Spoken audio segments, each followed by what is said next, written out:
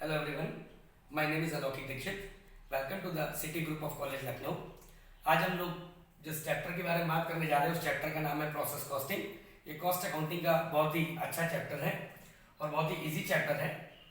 आज लेक्चर 2 में हम लोग डिस्कस करेंगे what is basically a process costing and its objective and how we calculate the process costing.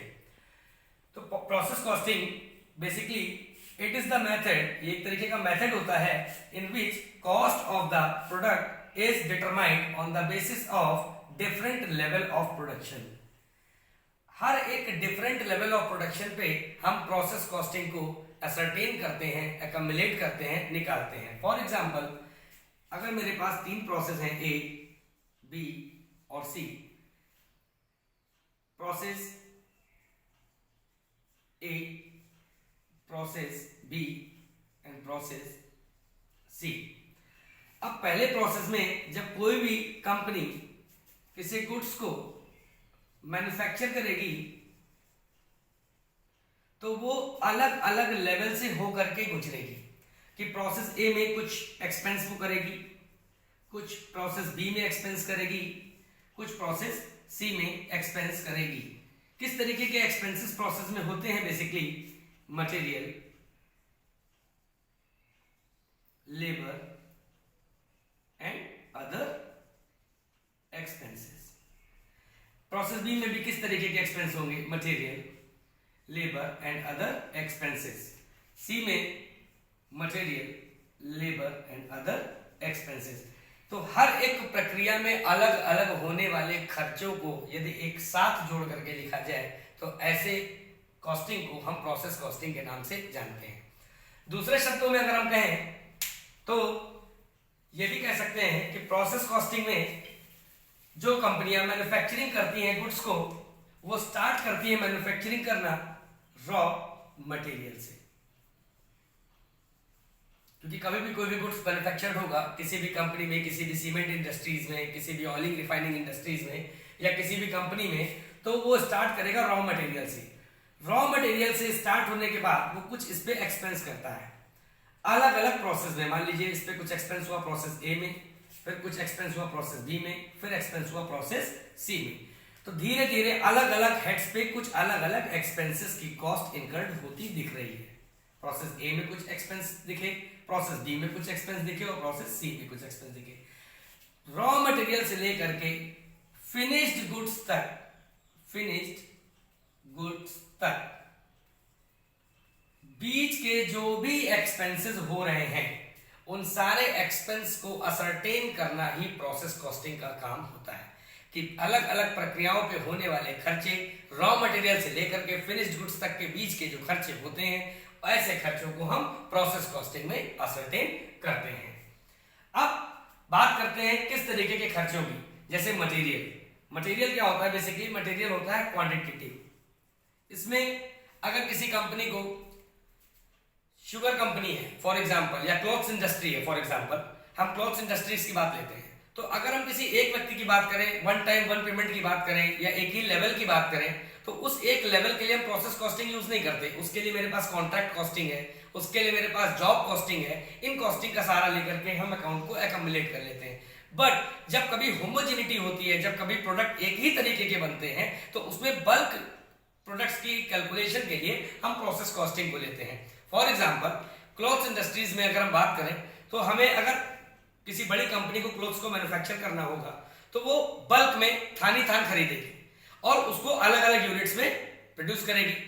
Cutting वाला cutting करेगा, पैकिंग वाले अलग पैकिंग करते हैं, यार्निंग एंड टर्पिंग वाले यार्निंग उस पे करते हैं और आखिर में उसको फिनिश गुड्स करके अलग इंडस्ट्रीज में, अलग अलग सेगमेंट में उसको रख देते हैं। तो इसमें अलग अलग सेगमेंट्स में कुछ ना कुछ एक्सपेंसेस होते हैं। उन एक्सपेंसेस को ही ट्रीट करना ही प्रोसेस कॉस्टिंग का काम होता है। इसलिए उन्हीं बैचेस को, जो बैच हम लोग बनाते हैं अलग अलग, फॉर एग्जांपल हमने बैचेस बनाए process A, process B, process C, तो जो इससे खर्चे हुए और कहां तक, जब तक कि मेरा गुड्स क्या हो गया, फिनिश्ड गुड्स बन गया, तो इसके बीच के जो खर्चे होते हैं वो प्रोसेस कॉस्टिंग। अब हम बात करते हैं, आई होप कि आपको मीनिंग समझ में आ गया है।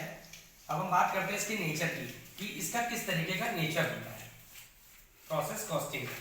तो प्रोसेस कॉस्टिंग में का जो नेचर होता है, पहला, ये एक तरीके का कंटिन्यूअस प्रोसेस होता है। क्या होता है? कंटिन्यूअस प्रोसेस होता है। कंटिन्यूअस का मतलब लगातार चलने वाली प्रक्रिया होती है, क्योंकि जो नंबर ऑफ इंडस्ट्रीज होती हैं वो रॉ मटेरियल से लेकर के फिनिश गुड्स तक के बनाने के प्रोसेस को बार बार रिपीट करती हैं। That is why it is a continuous process. दूसरा,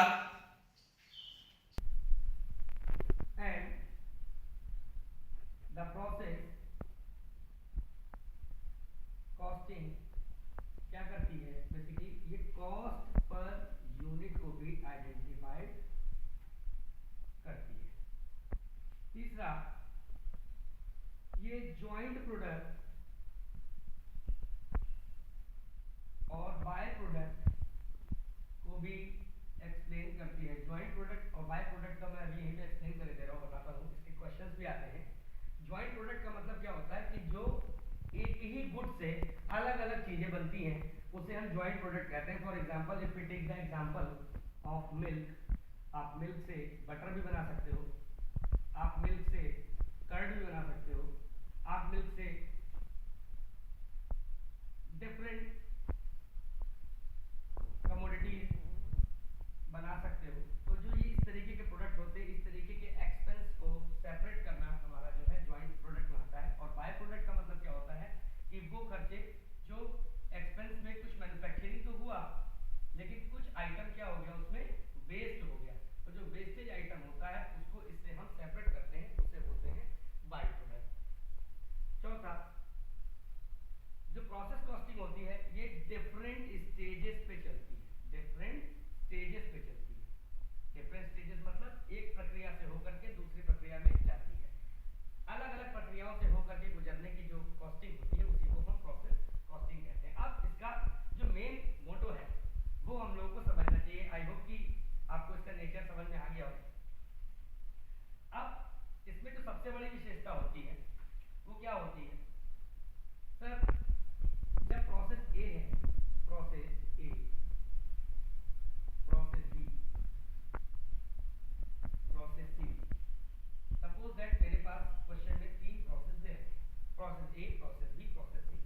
कुछ एक्सपेंसेस प्रोसेस ए के हैं, कुछ प्रोसेस बी के हैं, कुछ प्रोसेस सी के हैं। मेरा मेन मोटो क्या है जो हमने सीखा कि रॉ मटेरियल से लेकर के फिनिश गुड्स तक के बनने तक प्रोडक्ट के जो भी फिनिश गुड्स होता है उस तक के बीच के जो खर्चे होते हैं वो प्रोसेस कॉस्टिंग में एक्यूमुलेट होते हैं। ठीक है सर। अब यहां से जो इसका आउटपुट होगा, जो पहले का आउटपुट होगा वो दूसरे प्रोसेस का इनपुट होगा। जो इस प्रोसेस का आउटपुट होगा वो दूसरे अगले प्रोसेस का इनपुट होगा। मींस इसमें आउटपुट के बाद हम इनपुट करते हैं, क्योंकि जो पहला प्रोसेस होता है उसमें हम क्या करते हैं, जो भी एक्सपेंसेस करते हैं उस एक्सपेंसेस करने के बाद उसके आउटपुट को हम ट्रांसफर्ड करते हैं। क्या करते हैं? इसको T/F से लिखते हैं, इसको बोलते हैं ट्रांसफर्ड। अभी हम लोग प्रोफार्मे में इसको समझेंगे, ट्रांसफर टू नेक्स्ट प्रोसेस। तो अगर प्रोसेस 1 में कोई भी गुड्स बना है और उस पर कुछ खर्चे हुए हैं तो उस प्रोसेस को दूसरे प्रोसेस में भेजना पड़ेगा। उस प्रोसेस को भेजने को हम ट्रांसफर टू नेक्स्ट प्रोसेस कहते हैं। तो जो इसका आउटपुट होगा वो दूसरे प्रोसेस का इनपुट होगा। अब क्लियर होगी। अब हम इसको किस तरीके से देखते हैं, प्रोफार्मे के बेसिस पे देखते हैं, तो अभी हमें प्रोसेस कॉस्टिंग इजीली क्लियर हो जाएगा, जिसके आपके क्वेश्चंस भी एग्जाम में पूछे जाते हैं कि प्रोसेस कॉस्टिंग में सर हमें किस तरीके की चीज को पढ़ना है। प्रोसेस कॉस्टिंग में पहले भी जान लें, प्रोफार्मा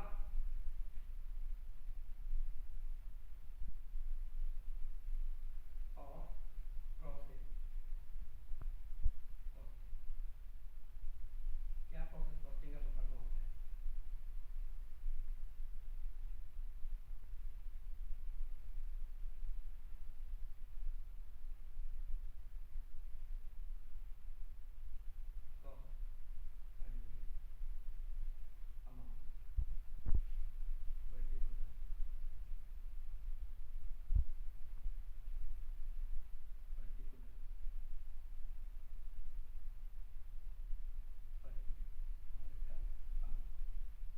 ये हम इस तरीके से इसका प्रोसेस कॉस्टिंग का प्रोफार्मा बनाते हैं, particular cost per unit, amount, particular per unit और अमाउंट।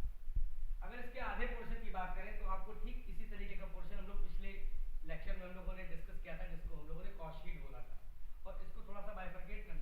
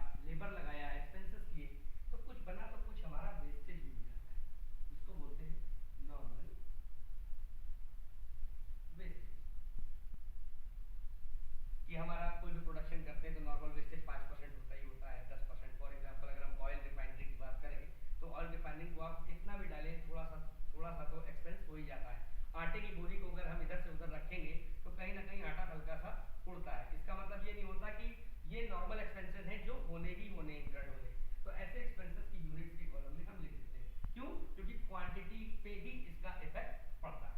नॉर्मल वेस्टेज, अगर इसको कुछ अमाउंट रियलाइज होता है तो हम इसके अमाउंट में भी लिख देते हैं, अदरवाइज नॉर्मली इसको यूनिट में रखते हैं। फिर बाय वेस्टेज, कुछ ऐसे वेस्टेज होते हैं जो स्क्रैप का नाम भी दे दिया जाता है। स्क्रैप, जो कुछ माल ऐसा होता है जो कुछ समय के बाद खराब हो जाता है, जिसकी कुछ प्राइस फिक्स हो जाती है और उस प्राइस पे उसको सोल्ड कर दिया जाता है, तो उसकी यूनिट को यहाँ लिख करके इसके अमाउंट में हम लिख देते हैं। फिर क्या करते हैं, हम इसके टोटल कर लेते हैं, इस प्रोफार्मा का हम टोटल कर लेते हैं। ये नॉर्मल प्रोफार्मा आपको बता रहे हैं without given output. Normally proforma expense लिखे, जो भी नॉर्मल वेस्टेज हुआ उसको लिखा, वेस्टेज लिखा। एक चीज आपको बता दें, जब भी कभी कोई नोट में मैं लिखे दे रहा हूँ कि अगर कोई परसेंटेज आइटम होता है वो बाय साइड में ही शो होता है।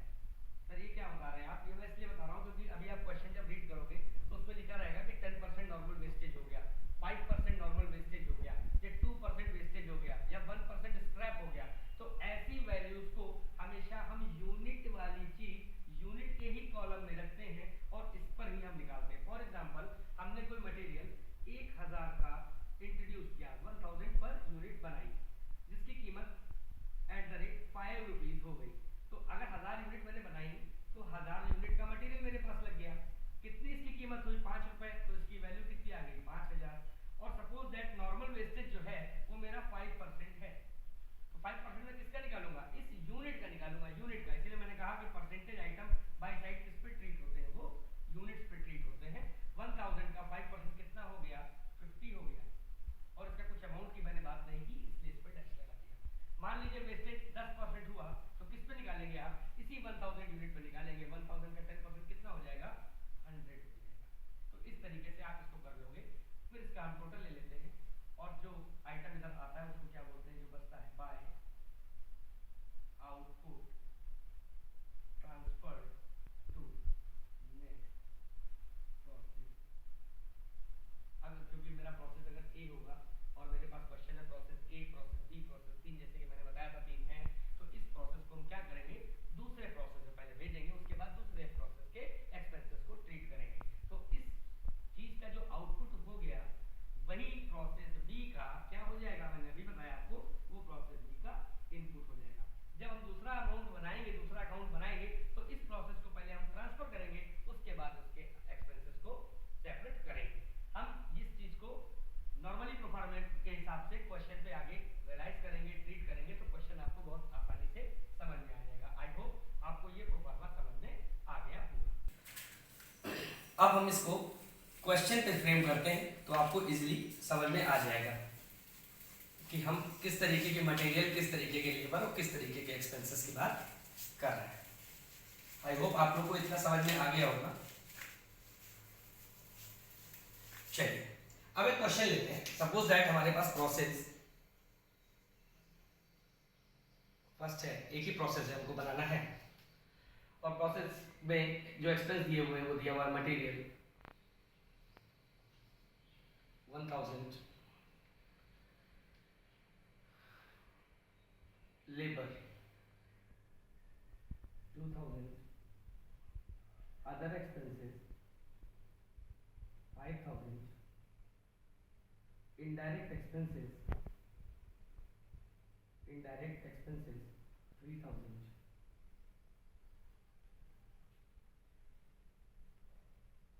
अब इनडायरेक्ट एक्सपेंसेस दिया हुआ है 3000।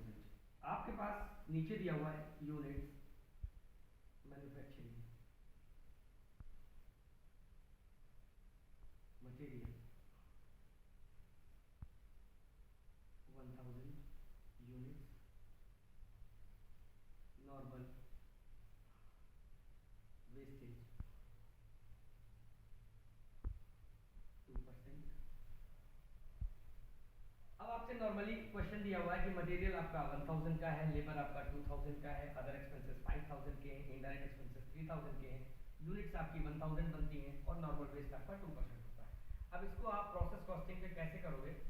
एक छोटा सा प्रोफार्मा बनाते हैं प्रोसेस कॉस्टिंग का और इसको चेक करते हैं।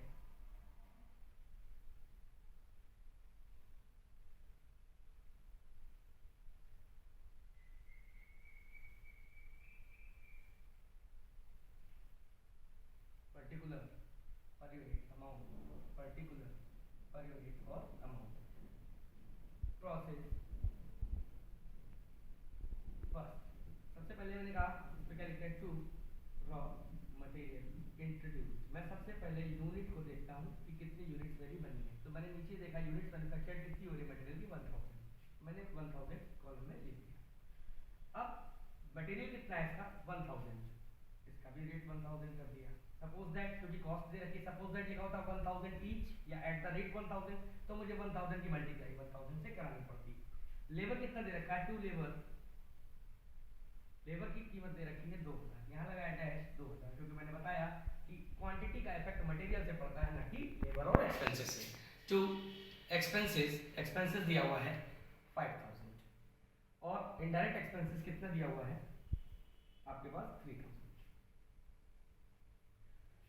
नॉर्मल वेस्टेज कितना होता है 2%, और मैंने बताया आपको कि परसेंटेज आइटम बाई साइड जाते हैं और नॉर्मल वेस्टेज हमेशा किस पे कैलकुलेट होती है, हमेशा यूनिट पे कैलकुलेट होती है। मैं निकाल के दिखा देता हूँ कि normal wastage is equal to, ये वर्किंग नोट है, 1000 यूनिट्स बनी है, उनका कितना परसेंट, 2%। मैंने निकाला तो कितना आ जाएगा 20 यूनिट्स। तो बाय नॉर्मल वेस्टेज कितना आ गया 20 यूनिट्स। सपोज दैट मैं इसी क्वेश्चन में कह दूं कि ये जो 2% है विच रियलाइज 100 रुपीज पर यूनिट, जो रियलाइज हो रही है 100 रुपीज पर यूनिट से, तो आप क्या करोगे 20 की मल्टीप्लाई आप किससे कर दोगे, सॉरी 10 रुपीज पर यूनिट, तो आप 20 की मल्टीप्लाई किससे कर दोगे, 10 से कर दोगे, तो कितनी आ जाएगी 200। हम लोग इजी कैलकुलेशन लेते हैं जो इजी सॉल्व हो जाएगी। अगर इसमें रियलाइजेशन अमाउंट नहीं होता तो मैं यहाँ पर भी डैश लगा देता, लेकिन मेरे इस वेस्टेज को रियलाइज कर लिया गया है 10 रुपए पर यूनिट पे, तो मैंने 20 की मल्टीप्लाई एट द रेट 10 से कर दी। मेरा क्वेश्चन की जो इन्फॉर्मेशन थी वो मैंने फिल कर दी। अब मुझे क्या करना है, टोटल करना है 1000, यहाँ पे कितना आ गया 1000। अब मैंने इधर तो देखा तो मेरे पास इधर 20 है, यहाँ पे 1000 है, यानी कि 980 रुपीज कम है। तो मैं क्या करूँगा, इसको बाय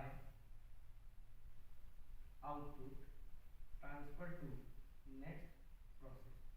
ये कब करूंगा, अगर मेरे पास प्रोसेस दूसरा होता, लेकिन मेरे पास यहाँ पर प्रोसेस एक है, तो इसको लिख करके मैं ब्रैकेट में क्या कर दूंगा एफ जी का मतलब फिनिश्ड गुड्स, क्योंकि मैंने क्या बताया रॉ मटेरियल से लेकर के फिनिश्ड गुड्स तक बनाने के जो भी एक्सपेंसेस होते हैं वो हम ट्रीट करते हैं प्रोसेस कॉस्टिंग में। लेकिन चूंकि एक ही प्रोसेस है तो मेरा फिनिश्ड गुड्स हो गया, कितना आ गया 980, 1000, 2000, 5000 एंड 3, 5 3 8 2 10 और 11,000 रुपए का ये अमाउंट आ गया। 200 आपने इसमें से घटा दिए, 10,800 रुपए, ये आ गए 10,800 रुपए। ये आपका ऐसे क्वेश्चन को सॉल्व हो गया, जो इजीली आपने इंफॉर्मेशन को 10,800 इसका ये आ गया, और टोटल मेरे पास हो गया कितना 11,000। तो 11,000 में 200 रुपए घटाएंगे तो 10,800 आ जाएगा। आई होप कि आपने कितनी इजीली इस इंफॉर्मेशन को फिल कर लिया। अब इसी तरीके से आप अगर प्रोसेस अलग अलग होते तो आप इसी आउटपुट को आप नेक्स्ट प्रोसेस के इनपुट में भेजते और नेक्स्ट प्रोसेस के इनपुट में भेज करके आप उसको कर लेते। मैं बता भी देता हूं कि कैसे इनपुट में आप इसको भेजते। अब सपोज दैट प्रोसेस अलग अगर सेकंड नंबर का प्रोसेस होता तो आप क्या करते, मैं बहुत छोटा सा आपको बना करके दिखा दे रहा हूं। Particular per unit amount, particular per unit और अमाउंट। क्या करते हैं आप इसको, इस प्रोसेस को आप ट्रांसफर करते, तो लिखते टू प्रोसेस फर्स्ट, कितना आपने यूनिट ट्रांसफर किया 980, और कितनी यूनिट है 10,800। अब इसी के आगे से अपना जो भी आपके एक्सपेंस होते हैं, material to labour to expenses जो भी होते हैं वो आप ट्रीट करके फिर आप इसी तरीके के प्रोसेस बना करके, अगर थर्ड प्रोसेस भी होता तो फिर आप इसको क्या करते by output transfer to next process. क्योंकि यहाँ पर प्रोसेस एक था इसीलिए मैंने लास्ट कॉलम में क्या लिख दिया एफजी, जिसको बोलते हैं फिनिश्ड गुड्स। आई होप आपको ये वीडियो समझ में आई हो, लेक्चर समझ में आया हो।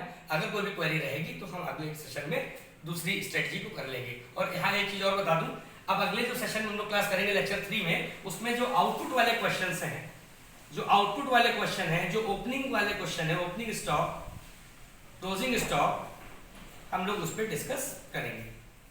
Thank you class.